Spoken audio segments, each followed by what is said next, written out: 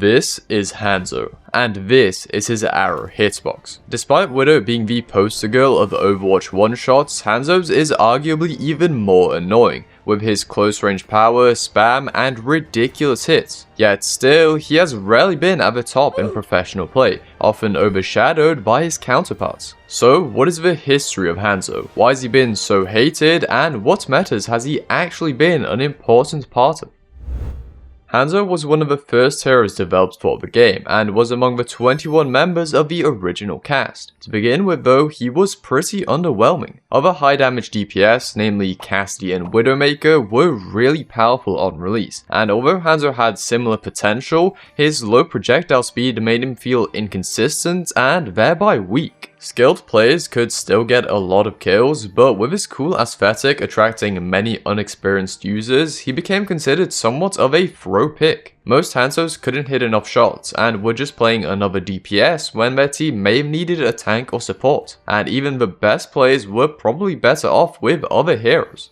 This doesn't mean that Hanzo had nothing going for him though. Obviously he could one-shot at any range, which is nothing to scoff at. Plus, as a few months went by, people realized just how huge his arrows really were. At the time, they were 30 centimeters in diameter, which is bigger than today but smaller than in Season 9. However, the way his arrows visually interacted with the hitbox could be a little goofy, and led to some frustrating accounts of arrows bending around walls to insta-kill people. These seemingly random hits made it feel like he took no skill, despite the opposite actually being true. And due to the things I've already mentioned, many people hated him regardless of which team he was on, something which has kind of been true for this hero at many points. Eventually, Hanzo got changed in September to have smaller projectiles but better projectile speed, and although this did help in some cases, it felt like an overall nerf, despite not really needing it. Admittedly, Widow and Cass had been nerfed prior, so Hanzo had some more room to do his thing, but still, he was nowhere near the meta. In May of 2017, Hanzo would receive his first buff. Not only could he shoot a little faster, but he could also magically keep his arrow drawn whilst climbing a wall. Although some people complained about the real-world logic of this change, and others just about Hanzo being annoying, some sort of buff was warranted. Unfortunately, it wouldn't impact his viability in pro play, largely because dive dominated for the entirety of 2017, and Hanzo was very easy to die. Keep in mind, he still didn't even have lunge. For normal players though, for better or worse, Hanzo was stronger and became a solid pick if you knew what you were doing. He also became even more popular and so was able to frustrate even more people. Naturally, I still have to mention Hanzo's infamous scatter arrow ability. If hitting his shots was already inconsistent yet infuriating, this was even worse. It wasn't enough for him to kill squishies out of nowhere, he could also murder tanks as soon as they got close, or accidentally hit you around 5 corners when you were low, or happen to kill multiple people in one shot. This ability wasn't enough to make him actually good. Storm arrows are far more consistent and the rest of his kit was relatively weak, but scatter arrow was definitely more annoying. It felt like it took no skill from Hanzo's part, he could just aim at your feet and you would die. This was clearly a problem, one Blizzard were actually determined to fix, and so in May of 2018, the solution would arrive. Here comes Hanzo's one and only rework. First off, Scatter Arrow was obviously removed and replaced with Storm Arrows. Then Lunge was added, his projectile speed was further increased, and Sonic Arrow got some numbers changed. Not the biggest rework of all time, but it was still significant. The question though was, would Hanzo become better or worse as a result? Well, the answer soon became clear. This new kit was the strongest he has ever had. Of course, Lunge and a high projectile speed both helped, but he has those now too. The difference was that Storm Arrows were incredibly powerful on release. Today, Hanzo gets 5 arrows at 75 damage each, but originally he had 6 at 80 apiece, making the total damage 480 instead of 375, and that's when people had less total HP. Now he could still melt people, including tanks, just less randomly, and he still got the other buffs to boot. That wasn't all though. Hanzo would take over the meta for his first time in 2 years as a result of the rework, but it wasn't just because of that. At the same time, Brigitte was added to ranked, thereby finally preventing dive, because, well, that's kind of what she was made for. Dive was basically Hanzo's biggest weakness, so this was great for him, and alongside Widow he could form the first iteration of double sniper which took over ranked. Not just this, but his middling ults could also be comboed with Zarya's grab, previously buffed to disable movement abilities, and so the famous Grab Dragon meta was formed. In terms of support, Zen was chosen for his Transcendence so that he could save his team from a deadly ult combo. What made the meta so problematic though was the final selection of Mercy, because back then damage boost worked on Hanzo's ult, thereby allowing it to out-damage Transcendence. This Grab Dragon comp then dominated ranked for about 4 months, finally giving Hanzo his time to shine. And in the Overwatch League playoffs of 2018, he and Widow were also the top 2 DPS, even after he already got a nerf. Alright, nerfs. Hanzo was clearly too powerful following this rework, but at least the fix would be simpler this time. The Archer received 3 nerfs in quick succession, each slightly decreasing his power. These changes didn't kill Hanzo by themselves, he was still pretty strong, but combined with Brig and Doomfist's rise in popularity, he did fall over time. By September, Double Sniper was more map dependent, and by the end of the year, it was completely gone. Here, Goats would take over, a meta you've likely heard more than enough about. If you haven't, check out my videos on Brig, Rhino, or Lucio. Basically, the comp was 3 tanks and 3 supports, leaving DPS like Hanzo in the dust. A few select amateurs would see some play, but Hanzo wasn't really among them, at least in pro play. He technically still wasn't bad, but Goat simply had too much sustain for Hanzo to burst through, unless he could magically headshot a support past several tanks and shields. Not that easy. But hey, guess what? People now had bigger problems to worry about, so Hanzo hate probably lessened during this period. That's something.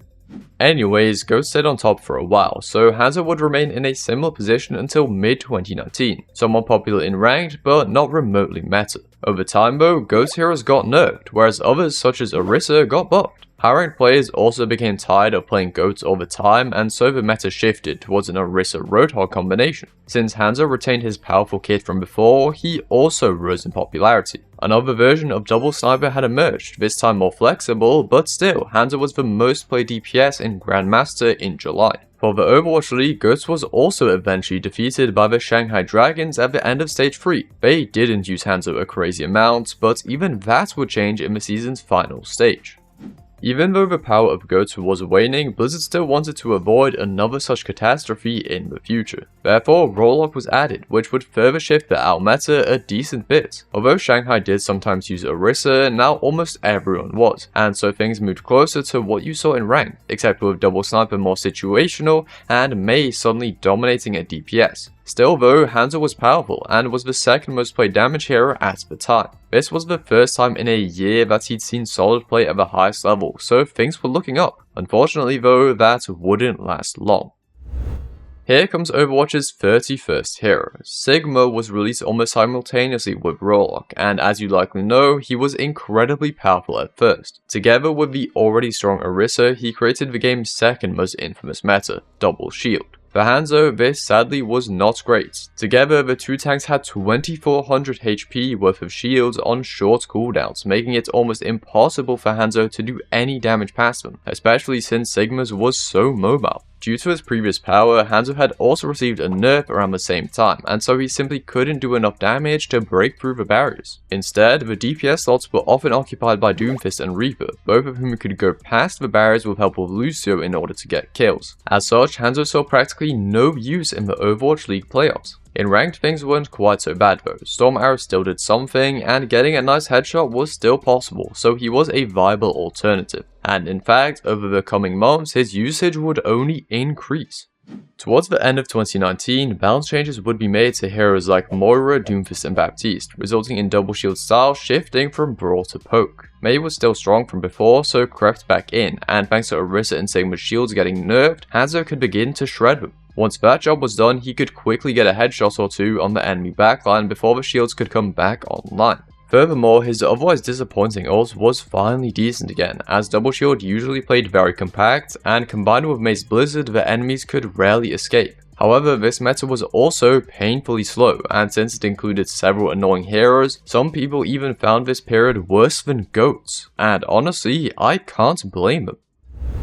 Obviously, something had to change, and Hanzo got 2 significant nerfs in January of 2020. Thanks to many other dominant heroes also getting adjusted, as well as Ryan getting buffed, Double Shield finally moved out, and with it, so did Hanzo. Not long after, hero pools were introduced in March of 2020, which banned a few heroes each week to constantly shift the meta. Although Hanzo did still see occasional play as a result, he wasn't favoured that often due to his weaker state. After hero pools were removed in mid-May, Double Shield returned once again, yet Hanzo was not among the victors. At first he was okay as an alternative to more meta picks, and he even got one of his nerfs reverted in June, but it wasn't enough, and Hanzo fell to the wayside for almost all the rest of 2020. There was one time he saw use, which was specifically in the grand finals of the Overwatch League due to the exact surrounding meta that was present. Yet in general, Hanzo was in a pretty weak state for almost all of 2020. In January of 2021 though, Hanzo would finally get another buff, resulting in him returning to the decent hero category. Not OP or meta defining, but still situationally powerful and somewhat popular. This is roughly where he would remain for the rest of Overwatch 1, only receiving a largely insignificant buff a year later in 2022. During the Overwatch League's 4th season, his total pick rate was below average, but still not bad, and he was the 3rd most played DPS at 1 point. So that was Hanzo in Overwatch 1. Annoying, but a little less so without Scatter Arrow, and at least with either dive or shields to stand in his way. Some of his kills could feel random and like they took no skill, but generally the opposite was true, and in regular games it could be worse to have one on your own team. Yet how would Overwatch 2 and 5v5 affect the legendary Bowman? In October of 2022, the game's sequel was released, and unfortunately things didn't start out great for Hanzo. First off, he got a Storm Arrow nerf. 5 damage per arrow may not seem like a lot, but this actually messed up his kill breakpoints. Previously, 3 arrows did 210 damage, enough to kill most heroes. Now though, they only did 195, meaning he needed a whole extra shot to get the kill. Perhaps Blizzard worried Hanzo would have too much room to work with when one less tank could deny him. However, the nerf was not his only problem. Role passives were also introduced, which were actually a net nerf since they benefited Hanzo so much less than other DPS. Whether or not role passives are good is not an argument I want to get into, but why would Hanzo ever want a faster reload speed? But wait, there's even more. Sojourn also entered the mix, who was far better than Hanzo in almost every way. With all this combined, Hanzo saw very limited Overwatch League play that year, despite 5v5 theoretically favouring him. Among regular players, things weren't as bad, since they couldn't dominate with Sojourn, and so Hanzo was fine. At the end of the day, he could still do his thing and snipe people out of nowhere. Unfortunately for Hanzo, things would get worse before they got better. In Season 2, the DPS role passive was changed to now only boost reload speed, which again does not help Hanzo whatsoever. Furthermore, alternative heroes were still stronger, and Hanzo continued to suffer from the inconsistency of his bow, so he stayed roughly a C tier hero until his buff in March of 2023. This did improve his survivability slightly, but realistically wasn't a huge change. Despite not being that powerful though, Hanzo continued to catch plenty of hate, especially from the plethora of new players that the sequel brought with it. One-shots were still annoying, who would have guessed? As a result, Hanzo actually got nerfed in June, now unable to insta-kill heroes like Mei and Reaper. Thankfully though, Widow got hit at the same time, and Sojourn was no longer as OP, so suddenly, Hanzo was actually good? Even though Dive largely dominated the Overwatch League in 2023, Hanzo was the 3rd most used DPS, thriving in setups with the 2nd best tank, Ramattra. But Bowman went on to receive another nerf in August, yet despite having an arguably worse kit than on launch, he remained above average for the rest of the year. Here comes Season 9, and with it the changes to health pools and projectile sizes, which were pretty important for Hanzo. Firstly, his arrows were now the biggest they have ever been, allowing him to finally hit shots somewhat consistently. The trade-off? Everyone had more HP without Hanzo doing more damage. Due to the previous change, he still couldn't one-shot heroes with 250 health or more, which was now pretty much everyone. So, no more annoying one-shots and better consistency, plus Storm Arrows at least kept up in damage, and the new role passive finally did something. Problem solved, right? Well, not quite. For the average player, Hanzo may have felt better and less frustrating in a way. However, if you had taken any damage, Hanzo could now hit those random spam kills even more often. And at the same time, it kind of felt worse to play him, since the one-shot was such a big part of his identity. In high ranks, Hanzo's power dropped, having lost such a crucial part of why he was good for skilled users. Yet just a week later, his projectile size got reduced slightly. Either way, Hanzo was not in a great spot, and was forced into more of a tank buster role. Admittedly, he could have been worse, but things were kind of rough. In May, Blizzard attempted to buff Dragon Strike and make it useful for the first time since 2020, yet this might have had the opposite effect. The Then in August, he got the most random health nerf despite being a below average hero. Thankfully, some other heroes got the same change, allowing Hanzo to now one-shot certain characters, but still, this felt bad. Eventually, the one-shot was restored in September, but with the accompanying nerfs, Hanzo was still worse than before Season 9. He was simply too easy to dive, too immobile, too inconsistent, and usually weaker than the high damage hit scan DPS. In October, he got his health back, and he was buffed again in November, yet still the same problems persisted, and Hanzo stayed near the bottom. 2024 was not good for Hanzo, so hopefully 2025 would give him a better time. 2025 did not give Hanzo a better time, at least not in the beginning. Season 15 brought with it perks, however Hanzo's were not all that great, whereas Sojourn's, for example, absolutely were. In April, he got buffed again, but now Freya was added who was simply better. And all this leads us into July, where several more buffs were granted. That was pretty recent, but I have to assume he is finally strong again and that people are back to being severely annoyed. The sheer amount of buffs needed to bring him back here though is kind of insane, and despite his power in theory, Hanzo has not often been at the top of the meta throughout history. As of writing, Season 18 hasn't been released yet, so I can't say much about that. But yeah, that's the history of Hanzo. I hope you enjoyed. Let me know your thoughts on Hanzo in the comments, and next, why not check out the history of Widow, the other one-shot extraordinaire. I'll see you next time.